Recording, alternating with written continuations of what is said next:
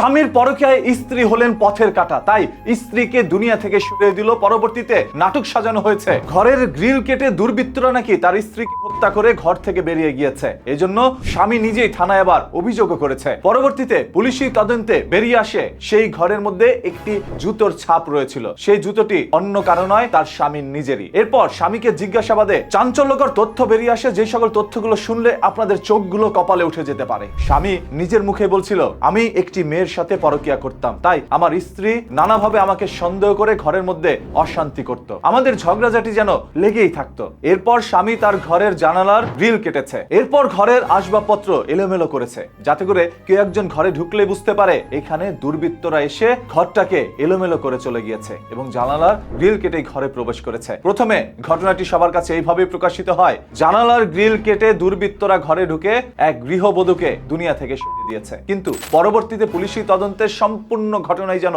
অন্যদিকে মন নাই। একটু নিজের বিবেক দিয়ে চিন্তা করে দেখেন, স্ত্রী একজন ডেন্টিস্ট ডাক্তার, স্বামী একটি অফিসে চাকরি করে, রয়েছে একটি সন্তান। সাজানো গুছানো এই সংসারের মধ্যে কোনো ধরনের অশান্তি ছিল না, কিন্তু স্বামী একটি মেয়ের সাথে পরকীয়া প্রেমে লিপ্ত হয়ে যায়। এতে করে ঘরের মধ্যে অশান্তি হতো, আর তাই তার স্ত্রীকে নির্মমভাবে স্বামী থেকে সরিয়ে দেয়। সামান্য একটি জুতোর ছাপ পুরো ঘটনার মোড় ঘুরিয়ে দিয়েছিল। হয়তো আমরা জানতাম দুর্বৃত্তরা এরকম কোনো কাজ করেছে, কিন্তু না, এখানে দুর্বৃত্তদের কোনো হাত নেই, হাত রয়েছিল স্বামীর। এই পরকীয়া প্রেম এমন আকার ধারণ করেছে দেশের মধ্যে যে এই প্রেমে যারা আকৃষ্ট হচ্ছে তাদের জীবন ধ্বংস হয়ে যাচ্ছে। এই প্রেম মানুষের জীবন কেড়ে নিচ্ছে। সে শুধু একজন ডক্টরই নন, সে একজন মা, সে একজন স্ত্রী। কতগুলো মানুষের জীবন ধ্বংস হয়েছে একজন মাকে দুনিয়া থেকে সরানোর পর। সে ছোট্ট বাচ্চাটি আর কোনোদিন তার মাকে মা বলে ডাকতে পারবে না। আপনি হয়তো বা এখন জেলে যেতে পারেন, কিছুদিন পর জামিনে বের হয়ে একটি বিয়ে করে নতুন করে সংসার সাজাবেন, কিন্তু সে ছোট্ট বাচ্চাটার কি হবে? আপনাদের প্রত্যেকের কাছে অনুরোধ, ভিডিওটি শেয়ার করে দেন, যাতে করে মানুষ এই সত্য তথ্যটি জানতে পারে। প্রত্যেকটি দুর্ঘটনার পিছনে লুকিয়ে থাকে ছোট্ট একটি ঘটনা,